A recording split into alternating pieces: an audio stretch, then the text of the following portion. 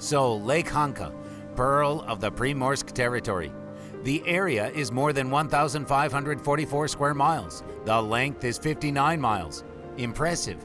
In order to preserve the unique nature of the lake, a Russian-Chinese biosphere reserve was established 20 years ago. At the same time, please note, we are in the latitude of Rome and Sochi. Hanka is a very shallow lake, and the water here is very warm. Still, hot summer, up to 104 degrees, lasts for several weeks longer than in the central part of Russia. That's why tropical Asia representatives of the flora and fauna have been found here. And of course, Hanka is a bird's paradise. Although, it is now possible to say former paradise. The water level, which raised up catastrophically, made huge problems for most of the local inhabitants. Cormorants return from feeding. It means that there are fish here. On the other hand, the level changes and the species composition of the fish changes. In addition, a predatory Chinese perch was brought here. So, there are also problems with the fish. As it is known, not all waterfowl or semi-aquatic birds feed on fish. There are even among these birds. But here is a problem. There is a lack of plant food after the rise of water level as well. That's how these charming creatures with white beaks live. These black birds with white blades on their foreheads are called coots. They are similar to ducks. Nevertheless, they're not ducks at all. They belong to a completely different family, the rails. We are sailing to the island cordon of the Hanka Reserve, where we will live all these days. A few years ago, we could have gotten there by car. Today, it takes 40 minutes to go on water by boat. Ivan, that is all the reeds which stick out of the water. This was the reed thicket before, and it was possible to walk there, right? Yes. Here was the road. As the main goes, they drove out by cars to Sivakovka area. So you could safely pass here, right? Yes. It was a peninsula. Yes, it's also considered the peninsula Rabakon on the map. So, Ivan, wait, it's time to rewrite the maps, right? Well, yes. It's not a peninsula, but the island of Ryabokin. Already an island. So, they built a cordon on the peninsula, but it was in complete isolation. Everything, products, building materials, equipment can be delivered only by water for that time. The first resident, a nice dog, met us on the island of Ryabokin. It was guarding the ripe Amur grapes. Well, it barked, of course, for decency, and then we became friends. Well, you're like in the fable, The Fox and the Grapes, right? Only you're a dog and grapes. World viticulture is rapidly advancing in the north. There are dozens of cultivars only in the Moscow region. And in this considerable contribution to the wild Amur grape, which is actively used in breeding. By the way, it is quite edible. Now, let's try them. Well, of course, you can't compare it with Crimean Muscat varieties, but quite tasty. When the frost will hit, it also becomes sweet.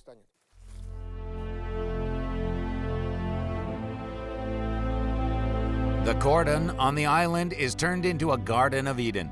It's buried in flowers, a pleasing view with cropped lawns, but we are more interested in the wildlife. Wild native plants and animals of Hanka.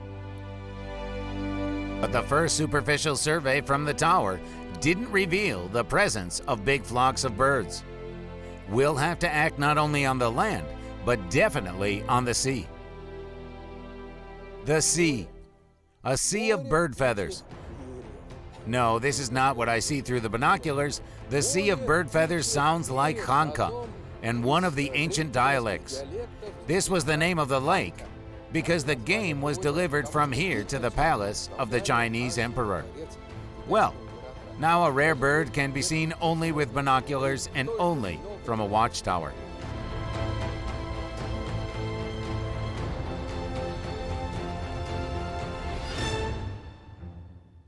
Well, we did find something. Well, for example, a rare bird, an azure tit. I really didn't expect to find it here on Hanka. The living area of this bilberry is very wide, from Western Europe to Middle and East Asia. but it is very rare everywhere. In addition, the azure tit is a great master of disguise. Despite the white coat, even in summer, it can dissolve in thickets in a magical way. But now the water is flooding the reeds, which are the habitat of the white azure. There will be no coastal reeds, and it will fly away to seek a better place. In all the guides, it is written that the depth of Hanka ranges from 1 to 4 meters. The deepest part is 10 meters deep. But now these figures can be rewritten boldly. Now if we mark here on the rocks and return in a few months, it would already be hidden underwater. Every morning, the cordon inspectors take us to the places where, according to their assumptions, there could still be unopened shallows with lotus and urial. But in vain for now. There's a tragedy of a giant scale in front of us. The incoming water changes everything, even the outlines of the banks and surrounding landscapes. And it is very important for us to understand what this relates to, global natural cycles. Or is there an anthropogenic disaster? If we make the outlines of Lake Khanka from space 10 to 20 years ago and now, will the difference be large? I think that there will be a big difference, of course. Well, is there any worry among the locals? Well, they're probably already used to it. Well, we have such a people. They get used to everything. The most important thing is that the Chinese, in my opinion, became anxious finally. And because they say everything is drowning too, and this incident is not good. I see that the Chinese still have more mountainous shores. There are more hills, so maybe they're drowned less. Well, how much less do you mean? The water level, it's the water level, right? It always finds its bottom, so they're also drowning. Every evening we return to the cordon, and we always meet with someone from the local fauna. Someone lives literally side by side with us, but for just the time being, I did not come across our eyes. Well, please, the whole community is buzzing and buzzing, well, right next to our path. If people hadn't learned to make paper, then there would be no scientific and technological progress, no great world literature. This is a nest of hornets. It is made precisely of paper. And hornets, these are the largest, are the most stinging wasps. But, by the way, they rarely sting, only if they are quite disturbed or show some kind of familiarity. And so hornets are peaceful guys. True, they feed their larvae with protein food. They are predatory. And if you saw a hornet in a jar with jam or cut a watermelon slice, it is feeding himself in this way. And we found a baby mouse quite near the nest of hornets. This touching creature is considered the smallest rodent in the world. The weight of an adult animal is only 10 grams. These animals are very widespread, from the Scandinavian countries to the tropics of Southeast Asia. But everywhere they are quite rare, so we were lucky. But who you will meet on our island, literally at every step? Spiders, huge ragworts, twice as large as ours, and their various young species. We see their webs literally on each branch.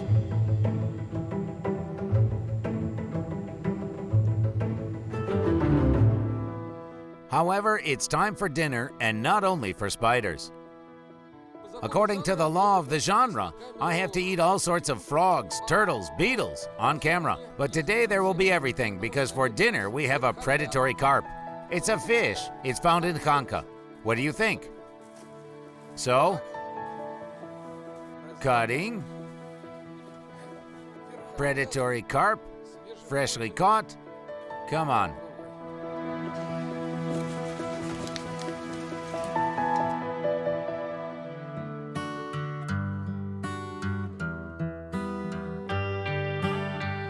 Well, all the large reservoirs are tending to regression and transgression. They are becoming shallow. Then the banks are flooding and flooding. These are cyclical processes, which can even be calculated and predicted. But the tempo of the rise of the water in Hanka is frighteningly turbulent. Hanka has something to lose. 334 species of birds, 74 species of fish. There is no such variety of ichthyofauna in any freshwater reservoir in our country than here. Under the rapidly arriving water, the reserve disappears, and this is the only international reserve in the country. Who is guilty in this, and what should we do? Eternal questions. No, my heart feels. It's not just about cycles and precipitation. Tomorrow we'll continue our research. We'll study the depth measurements and see what has become with the reeds behind the island.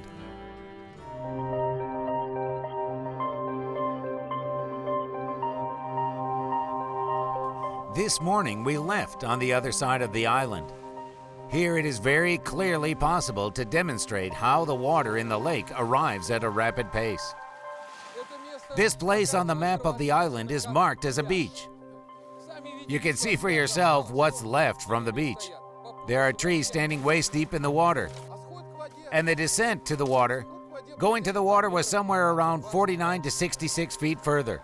The water washes away the roots of the trees, and the first storm brought down several at once, you see? They are all unfortunately doomed.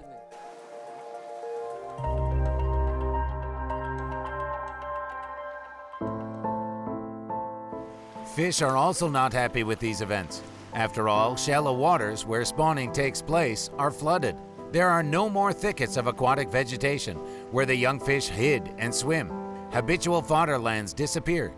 The smaller the number of fish, the smaller the number of birds. Even aquatic invertebrate inhabitants of Hanka will suffer, among which there are many endemics. Flooding of the banks dramatically reduces the level of oxygen. Many organic substances enter the water. A faint smell of hydrogen sulfide has already appeared, which will only grow with the years.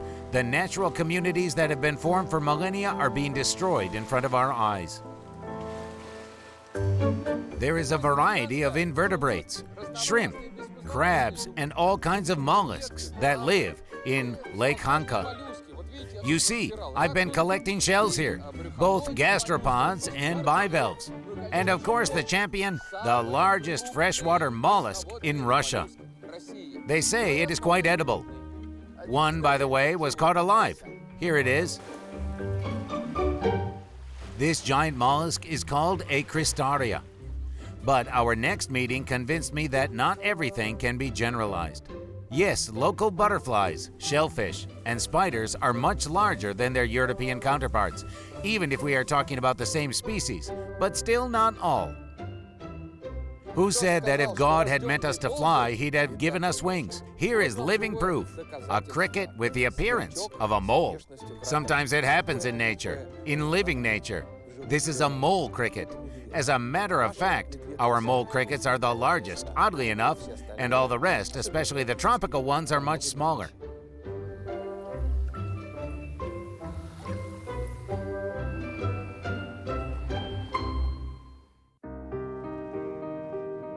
We are going to places that have literally changed in front of the reserve's employees' eyes beyond recognition.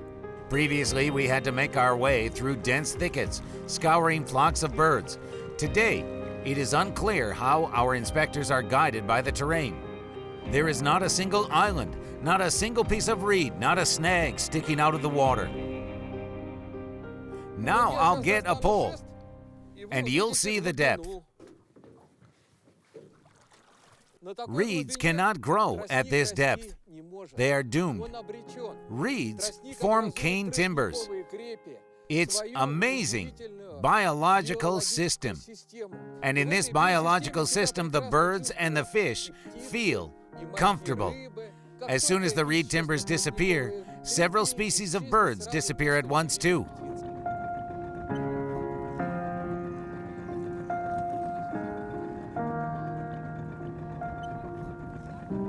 Well, what kind of lotus can grow there at such depths? Look, the whole pole went under the water. Here it is, the bottom. Pavel, this all happened in your presence. Yes, within 3 years, the rise of water goes up and up constantly. And then they'll fill the wart wall. What's it for?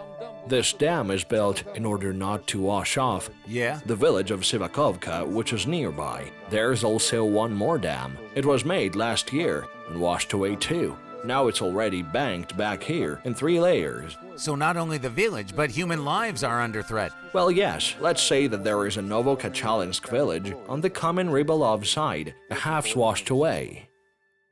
Remembering the delicate hint of the botanist Pavel Krestov, we asked, how is the situation there with the neighbors, the Chinese? After all, the state border is passing along Lake Khanka, and a third part of the water area is on their side. From the lake flows the only river, Xingkai, and all the other rivers carry their waters to Hanka. They would be going to dig Xingkai, expand it so that the water would leave from there because they drown too, just like us. Pavel, what's everything drowning from? What's this? Is it ward walls? Someone said that there is almost... Well, as far as I heard, they say that there was some kind of hydropower station in China. Initially, they needed the light, then they switched to solar panels now. Yeah. And that's all. They closed this power station and this river, like they did the discharge to Hanka. That's all. And the water is coming from rivers. So they dismantled ward walls and all this went to Hanka. Yes, and water went to Hanka. Wait, if the water comes constantly from all the rivers, from all sources, is there only one river left? One, the Xingkai. So it's necessary to ensure the flow of water in order for all this extra water through a single river somehow. Well, this year they seem to collect together. Well, sort of again, we're always not sure. So they're collecting, yes. Will it really happen or not? Well, no one knows. Now we know the reason for the catastrophic rise of water in Hanka was the confluence of a few circumstances. Here, and the whole reservoir of the Chinese hydroelectric power plant, which was sent to the lake, and the clogged single runoff, the riverbed of the Xingkai, which should be immediately pierced to leave the water, and the meltwater with heavy rainfall, numerous rivers flowing into Hanka. We searched for one reason, but there we have several. A Soviet-Japanese film, Dersu Uzala, was made at Lake Khanka. Famous Russian travelers visited these territories. All of them left very detailed travel notes, descriptions of Lake Khanka, for us, unreasonable descendants, so that we knew how to restore it and how to return it to the wildlife. But I'm afraid, for this purpose, it will be necessary to declare the whole territory of Lake Khanka protected.